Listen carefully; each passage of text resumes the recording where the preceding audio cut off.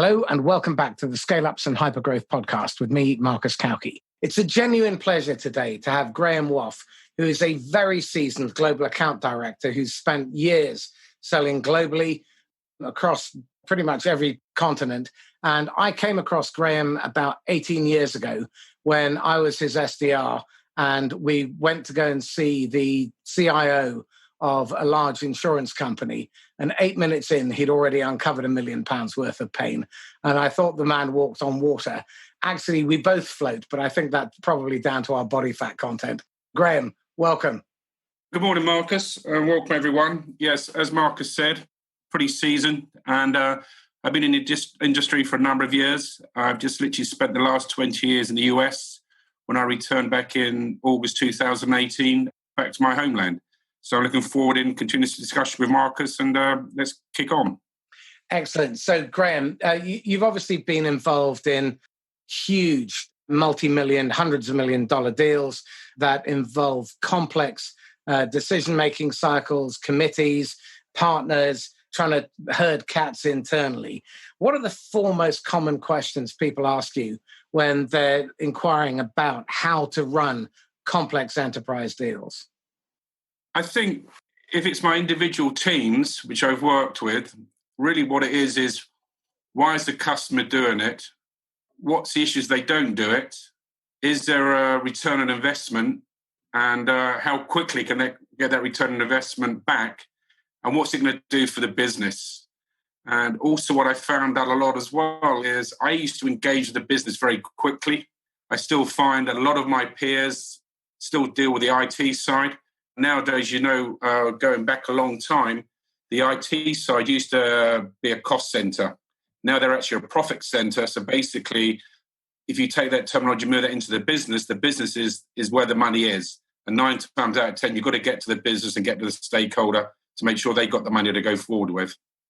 So on that note, typically in your experience, how many influencers and stakeholders are there on the buyer side?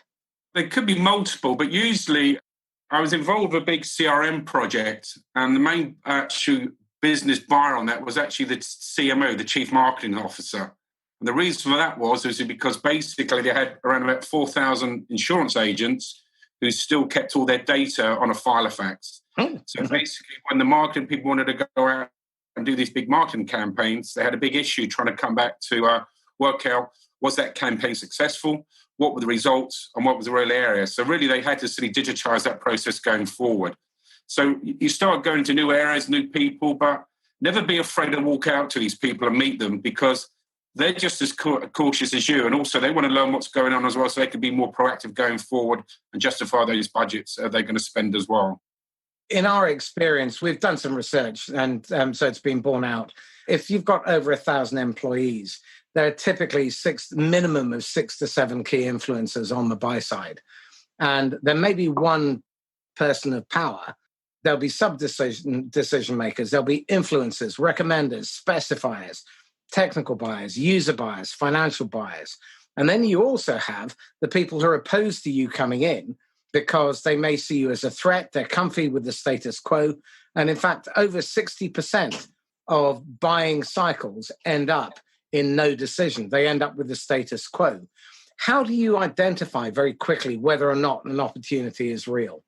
Really what I would do, I'd find out who the buyer is. And also that question, is there funds available?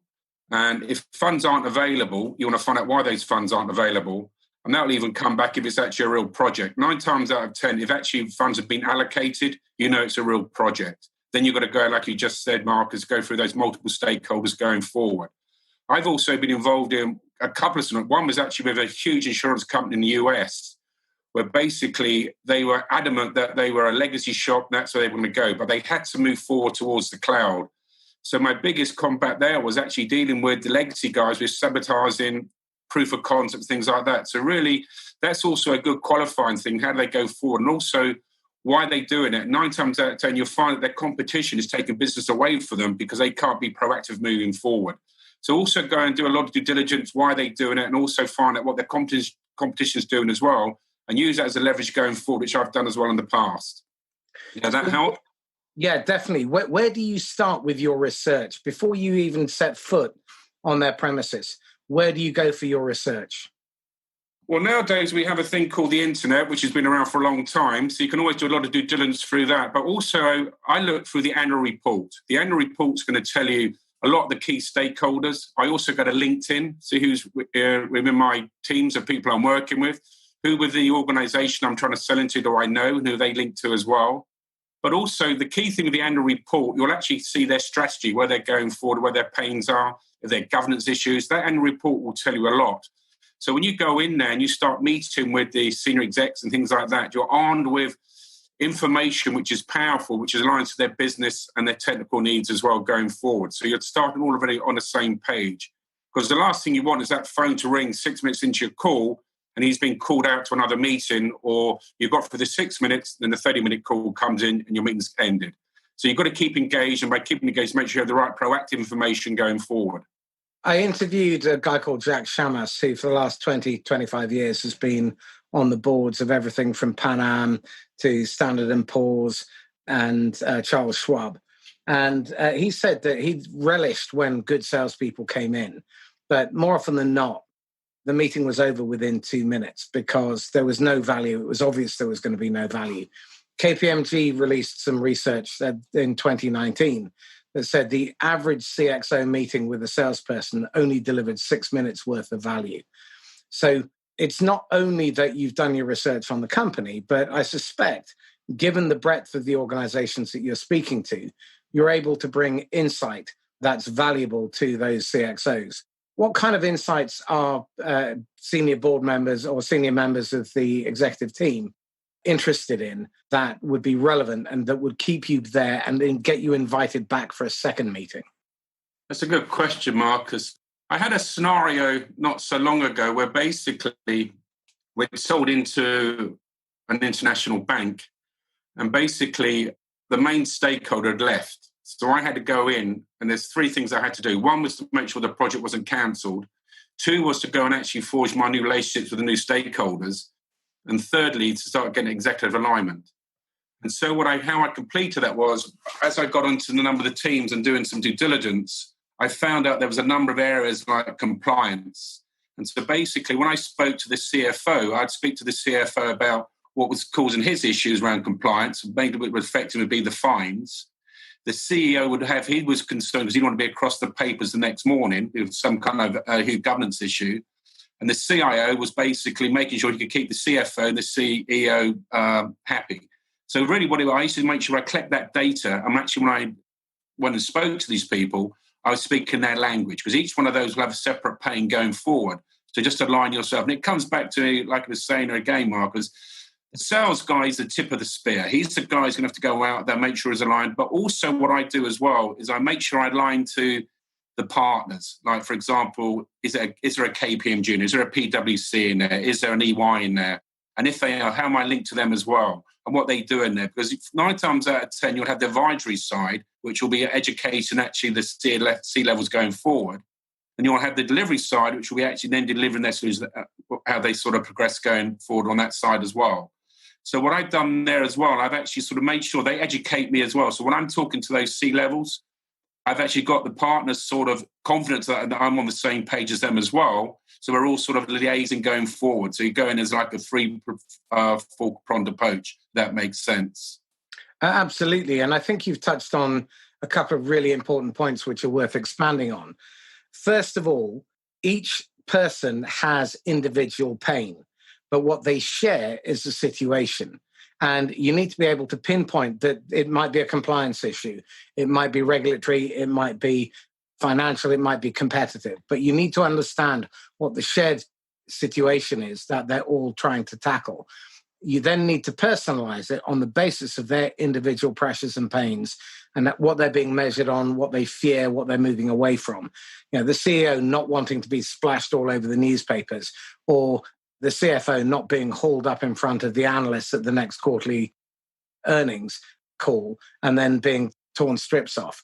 Another great area for research, if any of you are operating in this space, is the end of quarter analyst calls that are with the CEO and the CFO. That tells you what's changed since the annual report was published. and can be a wealth of useful information, and it's very current. And it also demonstrates to them that you've done your research. It's worth listening to the analyst calls of their competition as well, because if you can bring those insights to the table, that can demonstrate to them that actually you're thinking about the direction that they're headed if you align it with their strategy.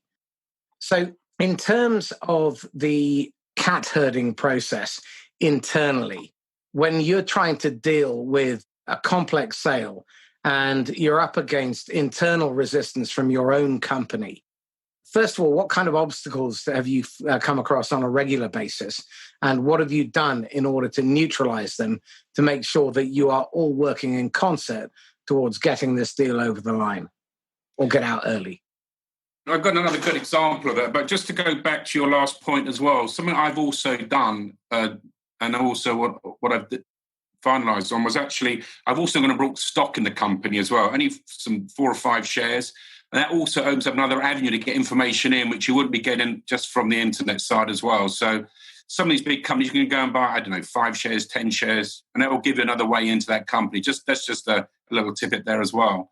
And going back to your last question, Marcus, I was actually involved with a deal in the States again. And what it was is I was actually the global account director on a major insurance company. And what it was, I knew that this RFP was coming out to upgrade an ERP system. But I knew that if we were just gone in head-to-head with it, we wouldn't be able to compete. But the actual other sales guy brought it to me was he got a little bit pedantic, saying, yeah, we can win this. And I tried to talk to him and say, well, can you explain to me how we're going to win this? When I sat down and explained to him what I knew and what he knew above his argument, he gave in and said, I agree with you, Graeme. So the outcome of that deal was we took this possibly $5 million deal to a $100 million 5-year managed services solution, because we would have just gone head-to-head with the pure plays. We wouldn't be able to compete with the cost because they were just going to upgrade this ERP system and take it forward. What I sat down with the team was, and also what I had to start get the team to do, because it was a global organization, I was dealing with multiple CIOs, multiple CFOs, so we had to break it down and start building war rooms and things like that. And that's how we survived that. And also as well, I found out that their competition was actually taking business from them because the solution they had was a much more flexible solution they were sort of signing up their customers with, where the customer I was dealing with had a very legacy system, which was very inefficient. It couldn't get the bandwidth, it couldn't scale, and basically they were losing business. And actually the company I was with at the time were just about to cancel the relationship with the company because we were having the same issues as well. So to cut a long story short, I had aligned all the executives, and actually when I actually had my CEO go and meet with their CEO, they were all primed with the right information. So basically, the deal was done even before we got to negotiations, because we had a quick car pro where basically, if you scratch my back, I'll scratch your back. But that was also really down to having a good team and having the team working together and picking up information from different areas. So really, this collaboration is so key. I don't like the word management. I like the word coaching. And I think if you can coach your teams going forward, everyone's on a win-win. People are going to make mistakes, but you've got to be big enough and hard enough to sort of pick them up and take them forward. And like I said, we took this small ERP upgrade from X amount to, $100 million 5-year managed services deal. So, that was really down to good collaboration, good teamwork, good understanding, and working with a client and showing that credibility and being that trusted advisor going forward. Have you ever been blindsided by your own team in deals? Yeah. And also, it's got to a point where it's happened and it's actually cost me business because basically the customer saw that we weren't working as a team. And I know that some people try and do that. They're put under pressure to try and close deal quickly. So they may close that $100,000 deal very quickly, but they actually jeopardized a multi-million-dollar deal by not waiting another quarter. And in the end, that basically we lost the whole lot by basically the customer was concerned that there was no real true collaboration going forward. I had a partner where I let him sort of go into the account on his own, and because I thought I had that trust there. And sadly, he actually went in and actually undercut our deal by just positioning his, where we were selling at the top of the enterprise deal, because he was under a a certain budget limit, he could get his signed off quicker to basically actually slowed our deal down for 9 months. You've got to be careful. And that was really down to full collaboration. I still see the guy now on LinkedIn, and I still have that pain when I look at him going, that wasn't very, very nice. So you've got to make sure there's true collaboration. And if someone does that, what's going to be the whole impact going forward? Would you ever do business with him again? No. So there is a rule here. If you're going to stiff one of your partners, you better be ready to retire. Yeah, absolutely. Because nowadays I learned a long time ago that you don't burn your bridges. And I've always been very, very open. I've got customers I've dealt with 30 years ago, I can still go back into. I can pick up a phone now and I'd say, I need this, and will you help me? And they will. I had a company call me the other week and they needed some help with some of the exchanges in Chicago.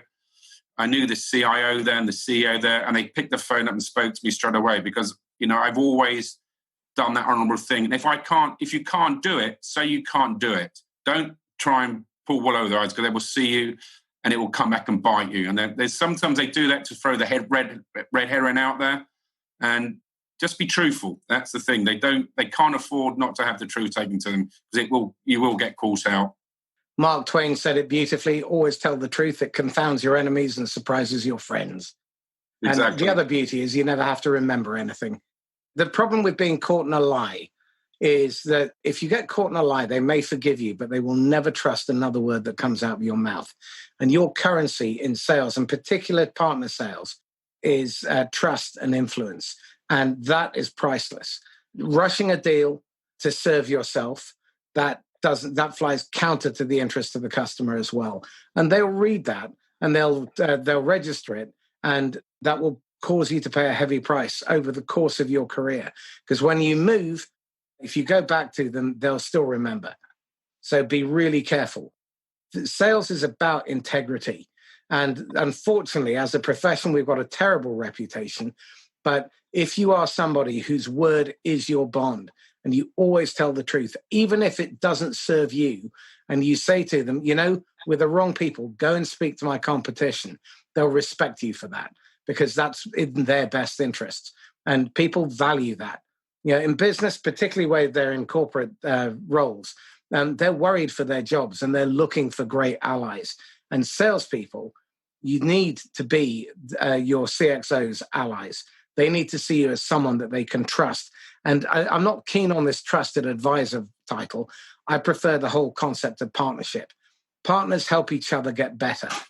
And if you're helping your clients and your customers, even if it doesn't serve you now to get better, they'll remember that. So, Graeme, tell me this, planning. I see many salespeople go in and rush, they wing it. What's the negative impact of doing that? I've seen that approach where, you've gone in, you've tried winging it. We can all try that, and sometimes you get away and sometimes you can't. But at the end of the customer will see that you've winged it. And I've always seen it better even to ring the customer and just tell them, sorry, I'm not ready yet. Can we delay it a couple of more days? He will respect you more for doing that, or she will expect you more for doing that than going in there and just sort of giving something half done. What I've also done as well, I don't know if you've heard of that process, the STAR approach, the situation, task, action, result. That's a very quick thing where basically I've built some of those where I've tried to get 4 or 5 panes. That's going to be the situation. I put my task around it. How am I going to work with those situations? And I then action it. Then basically I have my results. And that's basically the conclusion. I work with something like this. It's quite easy, quite simple, but it keeps you focused. Because nowadays you're going to get a lot of things thrown at you. And you've got to make sure that you're keeping focused going forward, because especially now where we have the thing with COVID, a lot of your people you're selling to now are remote. So where we used to take the business to the user, you're now taking the user to the business. So it's a completely different area of doing that. And I think, what I like talking to you, Mark, is you're very confident on the video side. And I think that comes across now when you start talking to a lot of these customers you're talking to, because you've got to realize they're in this house or their home, they could be in a room, they're living, sleeping, eating in that same environment. So you've got to understand that as you're going forward as well. And I've seen a lot of people now getting very, very stressed on these calls, where I've been doing remote selling now for 20 years. And so I'm pretty used to it. But it's something when I think you're going through that sales cycle, you've got to bring that to the table as well and start thinking about that and actually thinking about how that prospect is going forward, what they're going to be thinking before when they put the phone down, because you've got to leave that compelling event or that compelling vision with them where they're going to remember you in areas like that. So going back to you, so if you're going to be untruthful, especially in this environment, it will be picked up very quickly and they won't want to be dealing with that going forward. And that helps. To build on that, one of the things that I've learned with video is it's safer to start with the video off and no recording. And after you've done the hellos, say, would you mind if we pop onto video so that we can just have a more friendly, natural conversation? I haven't had in 16 weeks of doing this in lockdown, anyone say no to that. And once you've got them a little bit more comfortable, just simply ask, so Graeme, in order that I can focus on what you're saying and not get distracted by taking notes, would you mind if I record the conversation? And if there's anything that you want off the record, I can stop the recording. And everybody has said yes to that. And you can just make them a little bit more at their ease. And if there's something that needs to be said that needs to be off the record, just press pause on the recording. It's very simple. And it's really important now as well that when we're selling in this environment, the people that we're selling to, by nature of the environment that we're operating in, the economy, the uncertainty, the volatility, the ambiguity that's around there, we need to make sure that they feel comfortable with us, human being to human being. Selling is all about the human to human relationship. And it's about you having their best interests front and center. So make sure that they have reason to trust you in everything that you do and everything that you say. Don't make promises you don't intend to keep. If there's a problem, get ahead of it. Make sure that you raise it with them. So let's deal with another bugbear, which really frustrates me. When you consider the cost of just acquiring the opportunity and getting in front of the prospect, and you consider that 60% of pursuits end up in the status quo, and 7 out of 8 first meetings do not result in a second meeting. Why today are people not spending enough time in rehearsal? What's with that? I don't know, because I've always been key by making sure if I've got a meeting, everyone is on the same page and we know exactly why we're going in there and what our objectives are. And I think people lack doing that. They sort of go back to this kind of new way of selling, which I'm still trying to understand myself. But a lot of it comes down to is they don't go back to basics. And basically now it all goes back to basics. And so when you go in, like for example, we spoke before about the CFO, what's going to be blamed, what's he going to be worried about. If you take these GDR kind of issues now, you're looking at some of these fires now. Sorry, GDR for the audience? Oh, sorry. It's the governance sharing data. Governance, data and regulation. That's the one. Sorry, Marcus, you've got... That's right. As me. But no, you're looking at, they can be hit 3% of their revenue or 150 million pounds in fines. Huge money. So just sort of going back and making sure you're aware of that and understand what some of the pains are, just that can be a good conversation starter there as well. And if you've got a product or a solution which is going to adhere around that, they're going to listen to you. But also as well, I think a lot of it is that you have this gung-ho approach where they're not really engaging and they all want to come back. They say, yeah, we've got an opportunity here. And when you start drilling down to these opportunities, they're not qualified. And a lot of it goes back to the basic as well, Marcus. People don't qualify properly. They forget to ask the basic questions. They forget to sort of just sit down and get engaged.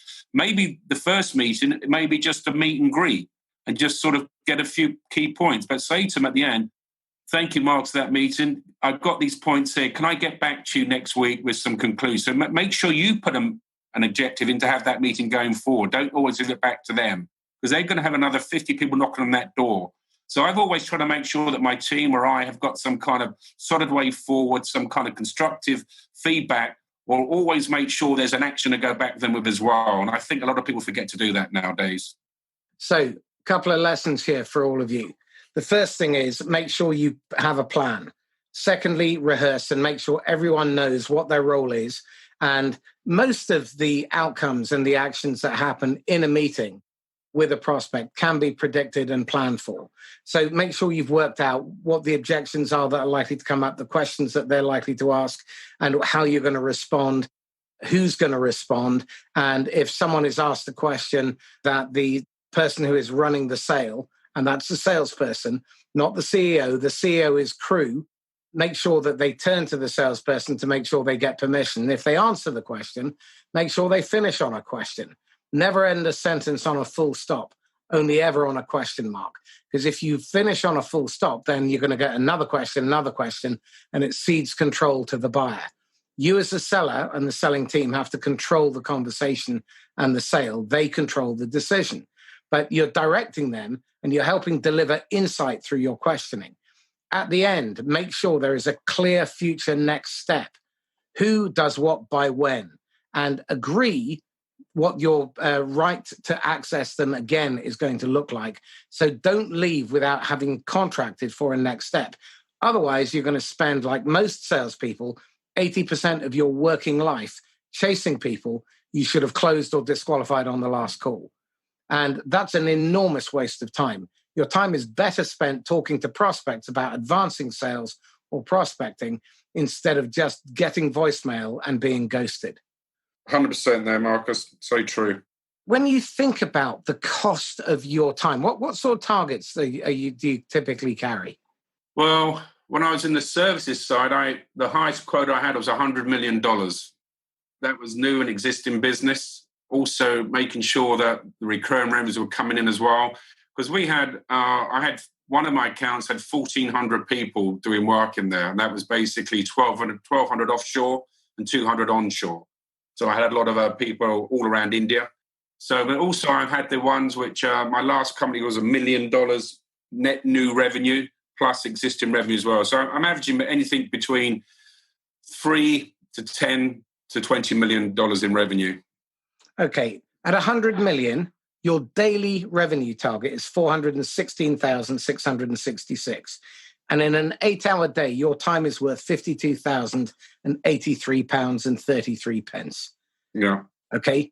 So be absolutely clear that your time is exceptionally precious as an enterprise salesperson, as a salesperson, and you have equal business stature with your prospect. Their time is precious as well. They may be sat on a 3 billion P&L. Okay. So you do the maths on that. That's a 30 times higher. So 30 times 400. So 15 million a day. Okay. So their time is exceptionally precious too. Do not waste it. If you're in front of them, make sure that you are delivering value. When I spoke to Jacques Chamas, he said that he looked forward to getting meetings with good salespeople because he had all these problems and he knew that some salespeople had the answers to them. And he was more scared than they were. This is a guy who is running a 3 billion P&L. He was scared because everywhere he looked, he was under pressure. And he was having to face his shareholders. He was having to face the press. He was dealing with his board. He had all of his direct reports. He had people vying for his job, his budgets. They were turning to him. And the CFO, remember this, the CFO's second job is talent spotting. If you can engage with a CFO and help them identify ways insightfully that you can help them to solve the bigger business problems, they will take you and hand deliver you to the rest of the organization. And there are 3 people in the organization. When they say jump, everyone says, yes, sir, or yes, madam, how high? And that's the chairman, the chief executive, and the chief financial officer. Don't waste their time. If you're fortunate enough to have earned your way into a meeting with them, then deliver value. Not 6 minutes in the hour. Make sure that your questions are insightful. Help them identify undiscovered need. There's some really fascinating research that's come out of Stanford that was commissioned by a company called Corporate Visions. And it's just genius material. What they've identified is that of the 40% of buying cycles that end up with a change from the status quo, 3/4 of those end up with the vendor that has identified some undiscovered need, who has shifted them away from the status quo and helped them realize the cost of staying stuck, help them differentiate between what they're offering and what everyone else is offering, and their current solution, and has helped them allay their fear over the perceived risk of being blamed or regretting making the decision. Now, that leaves 26% of 40%. That means that you have a 2.6% chance of winning in bid cycles. 2.6%.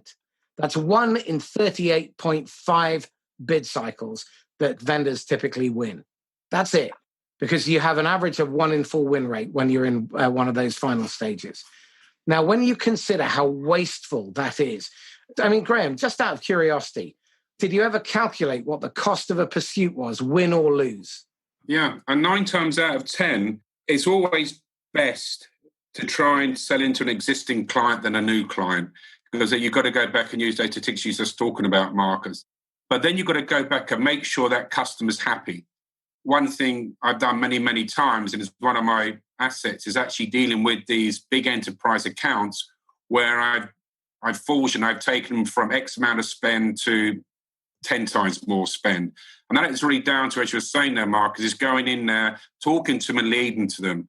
And I've actually, going back to what you were saying before, these C-levels, I've actually had CIOs, CFOs come up to me and ask me, what do I think about A, B, C, and D product? Because really what I'm doing is actually consolidating his process to try and get to a decision very, very quickly. And you start sitting down saying, why should I buy this? And what are this? And you're saying, well, one area was they had like multiple tools. And I was saying, well, you actually rip out these other 2 tools and put this one main tool in, you're saving on education, you're saving on training, you're saving on resources, you're saving here. So all of a sudden they start building these big ROIs. And once you get to that, I don't want to say the word trusted advisor, right? The partnership role, which is where you all want to get to, you'll start finding you'll be invited into board meetings and things like that, which really is the creme de la creme. And I think people do underestimate a good sales guy because they are really on the front line. If you go to war, usually the sales guy is going to be the one who's going to take you through that war. He's going to make sure you get everyone through and everyone's safe and everyone gets a good return. And lots of people forget that. And they think it is a team effort. At the end of the day, the sales guy is the one who's holding the bag and responsible for losing that deal or winning that deal. That's the bottom line to it. And, I think that gets sort of lost sometimes going through the processes. You need to think like a general. You can't think like a private. The private's got his nose to the map. The general's the other side of the room. He's got the whole picture. And the salesperson is the captain of the sale. Everybody, and I mean everybody else, is crew. If Graeme brings in his CEO, the CEO is crew and follows Graeme's direction, or should. The CFO follows his direction. The CMO follows his direction. Legal follows his direction. They are the experts in their area, but the salesperson is the one who's coordinating everything. And it's like a game of 3D chess on steroids. You've got to be absolutely clear about what you're trying to achieve at every step. There needs to be a plan. You need to have contingency built in. It's not just show up and throw up, quote and hope and sell and run. When you're first starting out, you might get away with that a little bit, but it's very inefficient. When you're operating at this level, you are talking about hundreds of millions of dollars spend. But more importantly, from the customer's perspective, it's make or break. If they make the wrong decision on their ERP system or on their managed service provider, it can literally kill the business. Fair? Yeah. I've made more CFOs and CAOs and CEOs look good by making sure they got their cheat sheet in front of them, knowing what questions are going to be asked and areas like that. And I was working at a major system integrated company, and I needed the CEO to go in and meet their CEO. And after the call, we got the debrief, and the chap was driving back to the airport in his limo. And he basically, before he started his call to debrief, he said, can I just ask who done that cheat sheet? And it all went very, very quiet. And I just said, it was me. And he goes, all I can say is thank you. He said, you saved my bacon on 3 or 4 questions there. Excellent. And we won the business. And that's the kind of things you were saying, Marcus. The sales guys leads it. And he will make sure I look at all the tools in the toolbox. You use the right spanner or the right hammer to do the right job. And you bring it out when you need it. And that's basically what the sales guy does. And when you get the aggressive sort of manager who's trying to pull something in, okay, he may try and pull that deal in, but you've got to make that decision, stand firm and say, if we bring it in, I don't think we'll get that deal, but it's going to cost us going forward because A, it's going to cost you on discounts, and B, you're going to damage that relationship because they're not ready to spend. And I think they've really got to start respecting what the sales guy's saying. I think what's going to happen now, that's coming more to a line again where the sales guy is starting to get better respect again and better control. And I'm very, very keen. I've always been in that for like 30 years. And I said, I've sold all around the world and I can go back to the majority of my clients. And if you go to my LinkedIn profile, I got some tremendous references there. And they all go back and say the same thing.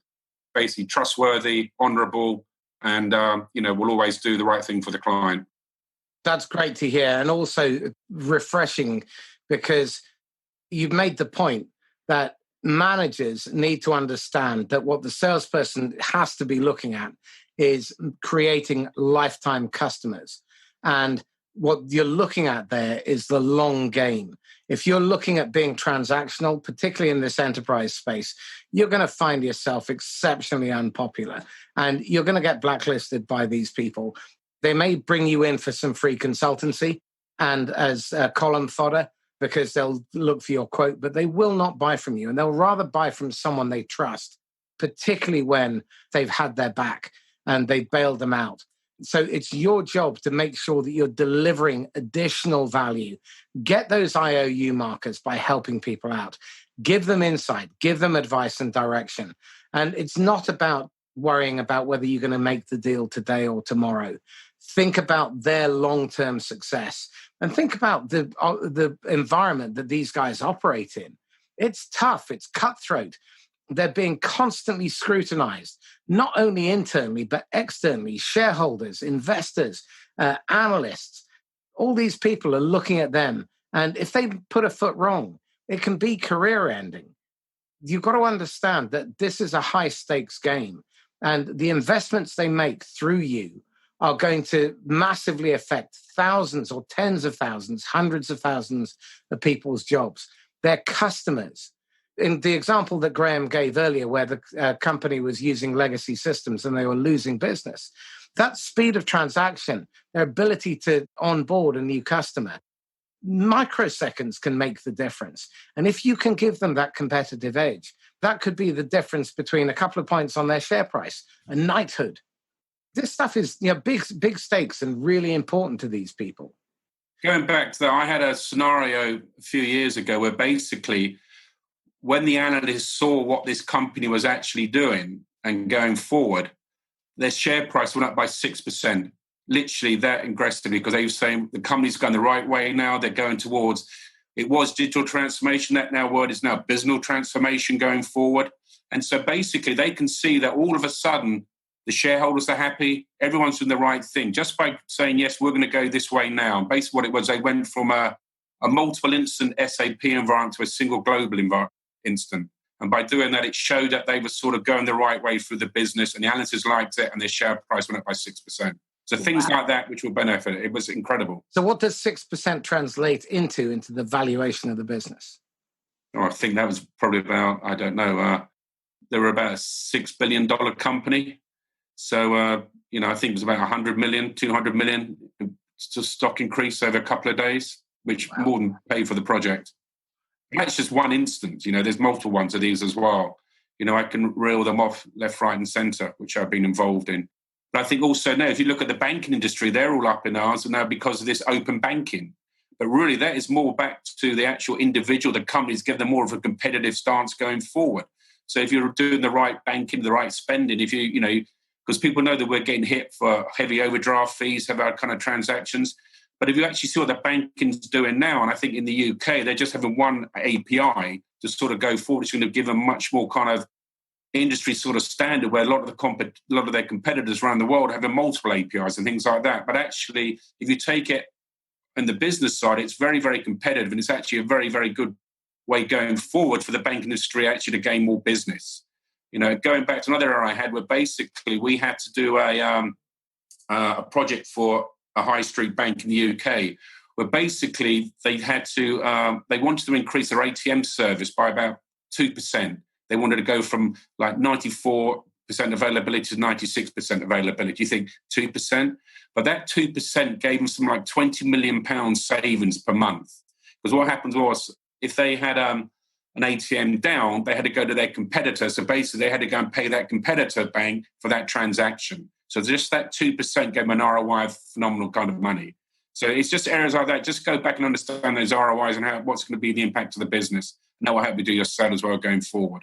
Well, that then raises the next obvious area of discussion, which is it's not about the IT. IT is now a business enabler. Graeme said it's a profit center. If you're spending your time talking to IT, those are plumbers, okay? They're not the people who run the plumbing business. And you need to be able to speak the language of all the different departments. It's not good enough now that you just go in to sell to IT. You need to understand what the domino or ripple effect is. If they make a change in one of their systems here, what is the knock-on effect in terms of marketing, in terms of sales, in terms of customer experience, in terms of customer retention and customer service? What impact does that have on revenues, on profitability, on lifetime customer value, on customer lifetime length, on reputation?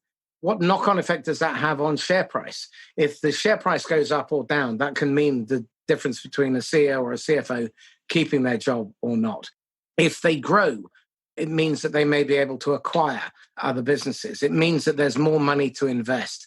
And when you're talking about where they find the money, I'd really like to explore how you use pain by numbers in order to create budget where theoretically none exists, or you then create the upsell and they start to realize, well, actually, if we spend 100 million instead of 5 million, then we're going to see a bigger bang for our buck and we will find the money from somewhere. So what's your approach in terms of uncovering the true value of the opportunity for the customer so that they then go off and find the unplanned budget? I think going back to that example where basically I took a $5 million upgrade to a $100 million 5-year plan. And when you started peeling back the onion, there was all these different eggs you could find. And I found out, for example, they'd actually invested in a consultancy company to help them roll out this new technology. But the thing was, the company wasn't even using the new technology. They had this whole team of people sitting there doing nothing they were paying for and get no benefit from it. But when I actually sat down, I got aligned with the actual C-levels and said to them, what's your 5-year goal? Can you share your roadmap with me? I then started aligning my business solution to their roadmap. Also, as well, I was going back to another point, I sort of digress here a bit, where you're talking about the CIOs now being, they're fine for that business as well. And I had an example where basically a colleague of mine was saying, I've got this really good relationship with this CIO, but I'm just getting nowhere. The problem was the CIO could see he was direct competition for him. So basically what he was doing, he was keeping him on a very, very short lead, picking his ideas, then using those ideas and taking them back to the business. So basically what I try and do is I keep engaged with those areas, but I make sure I'm really leveraging the CFOs and the other areas and also the business users and actually use them to sort of go back and leverage the CIO. So I'm not being seen as the bad guy. I'm being more as an enabler. I think that's very, very, very key because the days when, when we first got into it, where the CIO had all the power, 9 times out of 10, they're reporting into the CFO. And the CFO is one holding the purse strings now. So always sort of remember that as well. I think that's extremely very key to any sales cycle going forward.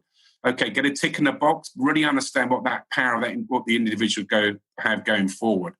But going back to that last question, Mark, because I think what was so interesting as well, I had to take people out to India. You had to get very, very creative very quickly to start showing our solutions. I managed to displace one of our main competitors there as well. And actually, as I said, I took this small deal up to $100 million 5-year managed service area. They actually took them to a complete cloud solution, but also find out they were holding data where they all needed more of a hybrid approach cloud solution and understanding that as well. So it really is, you've got to really get your whole team all aligned and all coming back and sort of bringing in that information, having these war rooms, having these committee meetings internally, and making sure when you go and have your executives meet their executives, they're all briefed and they're all talking the same story to what's going forward. And basically what happened was when we actually finished the main solution presentations going forward, it was a win-win for both companies. And so that was extremely very, very key. And I think that's where you've got to get to at the end of the day. Don't try and compete. Make sure you try and get that partnership, as you keep on saying, Marcus, but try and get to a win-win so everyone's happy going forward. So again, think about the difference between being an ally versus an accomplice, and get away from this adversarial selling approach. An accomplice facilitates the bad behavior and reinforces it. So being a sylph like I am, if my wife and my daughter, when they go shopping, bring home biscuits and cake and fatty food, they're being my accomplice. If, on the other hand, they deny me that stuff and easy access to it, then they're being my ally. And what you need to understand is that sometimes you have to do things, you have to challenge. And I'd like to explore that, because I know that you're someone who's pretty forthright. But how do you challenge your prospect to stop them from stepping on a landmine or falling into a pit of their own digging? That's another good point as well, Mark. So I think what I have, that all goes back is really understanding the business and the why they're doing this. And I think also nowadays, the experience we hold, we've sort of been in these areas many times before. And you can always challenge somebody, but make sure if you're challenging, you've got the correct information and correct data behind you. So, for example, when I got into a scenario, I said, it's my understanding if you do A, B, C, and D, you'll get to F. Is that correct? And is that how you see that as well? And get them to think backwards as well, where they're getting to that point. Because what you're doing, you'll get them to qualify the decision as well. And 9 times out of 10, they won't be challenged like that. And all you're just doing is just reassuring that what they're doing and where they're going is the right way. And also it shows then that you'll become that partner and they want to do business with you, because they can come back and say, by the way, Marcus did go on with the right way, and he did bring that to my attention, and I didn't realise that. And by the way, I'm going this way, I'm going to get these other fees I didn't realise in areas like that as well. So also I think by bringing in the partners like the big SIs or the top 5, and you can sort of promote them as well and also get their feedback, everyone's on a win-win, and that's what's so key. And like I said, these big organisations, they will not be going forward without one of the key players in there. And that's going to be, like I've had an example of some of the accounts over in the UK and also in the US. They've had between 10 and 15 partners, and they're all doing different things in them. So you've got to go in there and qualify what partners doing the right thing and what areas. You may have one which can be the finance side, you may have one around delivery, you may have one around HR, you may have one. So you must find out which is doing the right one as well. And what's your actual partner alliance with them as well? Is there an incentive for you to sort of liaise with them as well? So the sales guy isn't just selling to the client, he's selling to all the third parties as well. And I think people forget to bring that to the table. Increasingly, we are going to see partner with partner co-selling, and particularly now under the new environment with COVID, no one is going to be in their right mind setting on a plane to go and meet a prospect. If one person on the plane tests positive, that's 2 weeks quarantine. And if someone else on the other way, you could lose a month of your life quite easily being stuck in quarantine either end. You need your partners. And it's really important that you get to understand what drives them, what motivates them, why they are in business, what they are trying to achieve. And when we wrote Making Channel Sales Work, we really drove that point home, that partners are in business for their reasons, not your reasons. And if you are not intimately aware what is driving their behavior, what their objectives are, then you can find yourself at odds with them. And remember, the partners are ones that probably have the closest relationship with the client. If you're a vendor, you're one of many in the IT stack. If you're a security vendor, you might be one of 20 vendors in that space. If you're in the marketing automation or in the sales stack, you could be from one of a dozen. So make sure you get close to the partners, get close to the management of the partners, get close to the salespeople, and understand what they're trying to achieve too. Because if you can help them get their goals and needs met, they will take you places. One partner could be worth 50 end user customers. And Absolutely. People don't really understand that. Absolutely, Mark. And I can't support you enough in that. And, I put my hand on my heart and say a partner will reduce your sales cycle by months. If you can get that rapport going and you can get that partnership with your partner in place, they're on daily contact with the C-levels advising them. And I had an example where I was at a company where basically they could not get in to the customer. They just couldn't do it. And we had a solution which they needed. So in the end, I got involved with two partners. One was the advisory partner. So I lined myself with him and found out what his pains were. And I got involved with the next partner who was actually going to deliver the solution. And basically, after 2 months, they completed their document. And part of that document was our solution being recommended for a purchase. So basically, a sales cycle which could take anything from 12 to 18 months got put down to 3 months, mainly down to the partner, because he had that trusted advisor in there. And that is the power of a partner. Okay, so let me ask you this. That extra 9 months, how much additional hidden cost of sale did you save the company by doing that? How many touches, how many meetings, how many flights? I would say probably... How many jollies? An average sales cycle fee is probably about, $250,000, they say, don't they? A props number, I think. So you can reduce that by 12 months. So you're probably saving 150 million. Sorry, 150,000 on that sales cycle. On that one pursuit? On that one pursuit, yeah. How many pursuits would you follow through with that partner in a year? Probably 3. Okay. So but that was just me. And that partner then would say, I like this. Then you would start engaging your other teams. So all of a sudden, you may have 3, 6, 12, 15 sales pursuits with all the salespeople going through as well. Right. I remember these big SIs, they have a few thousand people. So all of a sudden, you're going global, you're going enterprise-wide in areas like that. So, it is really very key if you can work with a partner. And that's how I got out to the US for the first time, was actually with a big multinational, and I was actually working with a partner. And when I actually attended the meeting in the US, the partner had the CFO, the CEO, and the CEO at the meeting. When I brought my counterparts in from the US, they were shocked to see these people sitting at the table. I said, how did you do that? And I just thought, I'm a good sales guy. But no, it was the partner. It was the partner who done that for me. So if you, again, just think about the economy of time, how long do you reckon it would take to just get one of those people in a room? How much effort, blood, sweat, and tears? Months. And you've got to make sure you're talking the same language, which is going to take your time to do that feedback as well. So that's why it's so key to get involved with the partners.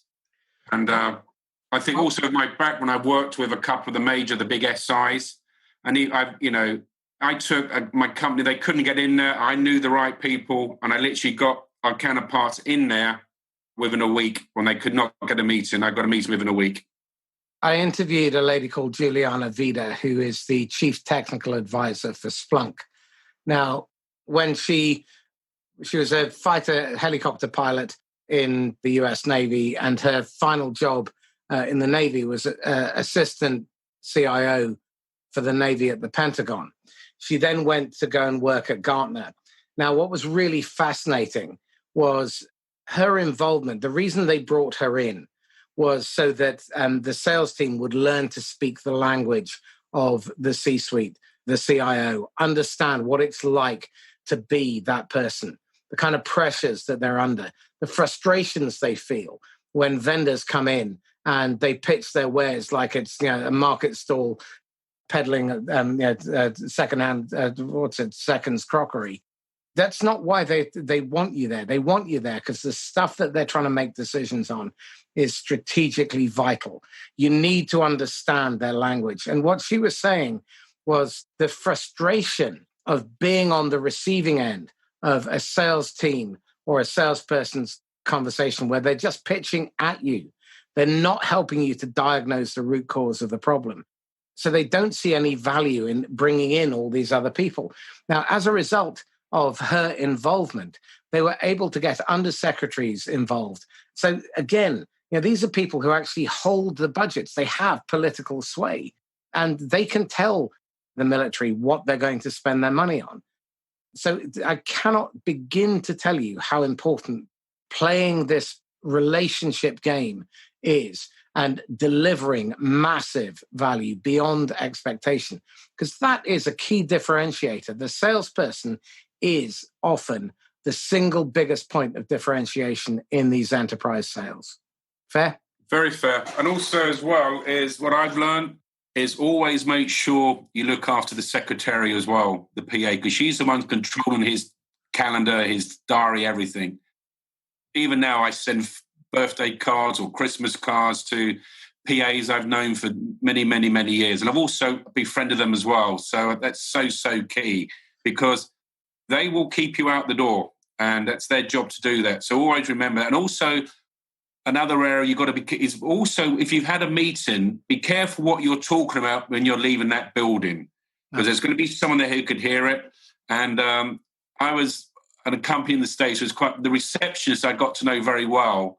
And she was telling me what my competition was doing just before the meeting I had. And I knew exactly what to go and say and stuff like that. So just be careful what you say as well. And again, go back to basics. There's so much to learn and so much to give. I get so much enjoyment mentoring the younger ones and telling them to be careful. And a lot of it is just don't be over enthusiastic. Go there and listen, because I've seen it before where people, like you were saying, Mark, they go in, they shout and scream, and they take them down the completely wrong road. And the guy wants to talk about something else, and they won't let him listen because they've got to get to this, they've got to do this. That's what the book says. But 9 times out of 10, it's more of a listening game than going forward. I've never listened and questioned my way out of a sale. I've talked my way out of millions over the course of my career. Graeme, look, we've come to the top of the hour. This has been incredibly insightful. Tell me something. What are you struggling with? What are you wrestling with at the moment? I'm literally on the mark at the moment to look for a new role, but finding that right role and areas like that, I bring a lot to the table. I bring, I've sold all around the world. I've been very successful. But I think what I struggle with a lot really is getting people to listen, to understand, and, just slow down a bit. But apart from that, I love this industry. I think it's given me a fantastic career. I've met wonderful people. And like yourself, Mark, I've known you for 18, 20 years. And I've always given people respect. And I think if you give people respect, they'll respect you back as well. So that's really what I see. I'm not really struggling, but I do enjoy what I do. And I think that's so key. Absolutely. Tell me something. If you could whisper something in the idiot Graeme's ear, age 23, what advice would you give him?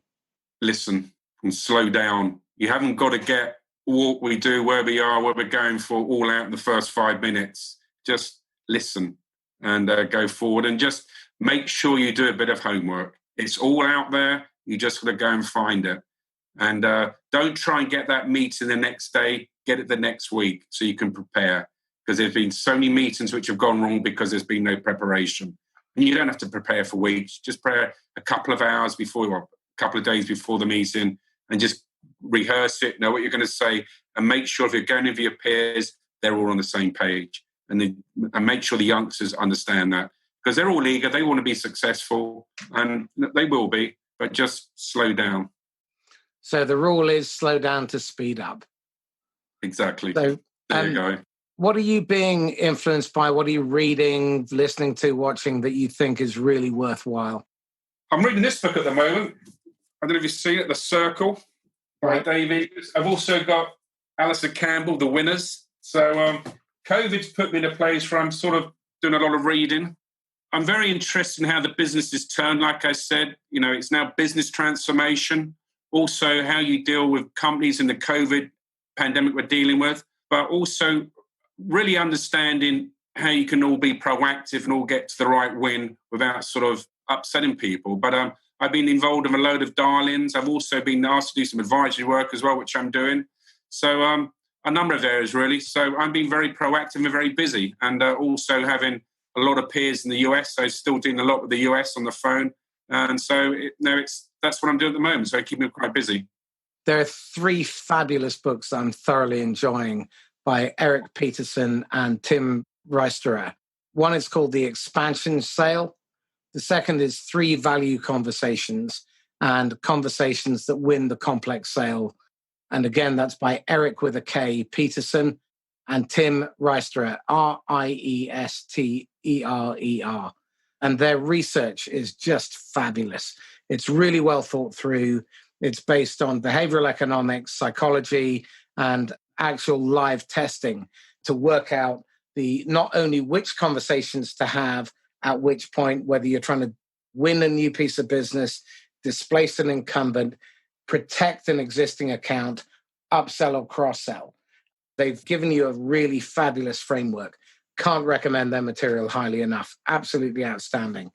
Graeme, thank you so much. First of all, it's wonderful to catch up and spend this time with you. So thank you. No, thank you, Marcus. And if you want to get in contact with me, just ping me on LinkedIn. I'm very active on that. But no, it's been a pleasure. I wish you well.